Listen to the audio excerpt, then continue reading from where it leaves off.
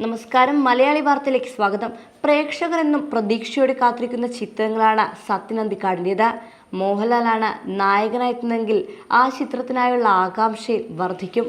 സംവിധായകൻ സത്യൻ അന്തിക്കാടിൻ്റെതായി വരാനിരിക്കുന്ന ചിത്രത്തിൽ നായകനാകുന്നത് മോഹൻലാലാണെന്ന പ്രഖ്യാപനം ചർച്ചയായിരുന്നു. ചിത്രത്തിന്റെ പുതിയൊരു അപ്ഡേറ്റാണ് ശ്രദ്ധ ആകർഷിച്ചിരിക്കുന്നത്. ഹേമ കമ്മിറ്റി റിപ്പോർട്ട് വന്നതിന് പിന്നാലെ ആയതുകൊണ്ട് ജനങ്ങൾ സ്വീകരിക്കുമോ എന്നതും ചർച്ചയാകുന്നുണ്ട്. ഹൃദയപൂർവ്വം എന്നാണ് സത്യൻ അന്തിക്കാടിന്റെ ചിത്രത്തിന് പേരിട്ടിരിക്കുന്നത്. ഡിസംബറിലായിരിക്കും മോഹൻലാൽ നായകനായ ചിത്രം തുടങ്ങുക എന്ന പുതിയ അപ്ഡേറ്റാണ് ശ്രദ്ധ ആകർഷിക്കുന്നത്. പാൻ ഇന്ത്യനൊന്നുമല്ല, ജീവിതഗന്ധിയായ കഥയായിരിക്കും മോഹൻലാലിനെ നായകനാക്കി ആലോചിക്കുന്നതെന്ന് സംവിധായകൻ സത്യൻ അന്തിക്കാട് വെളിപ്പെടുത്തിയിരുന്നു.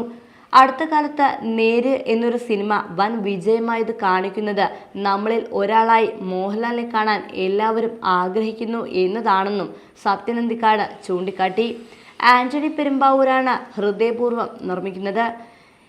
എന്തായിരിക്കും പ്രമേയം എന്ന് പുറത്തുവിട്ടിട്ടില്ല.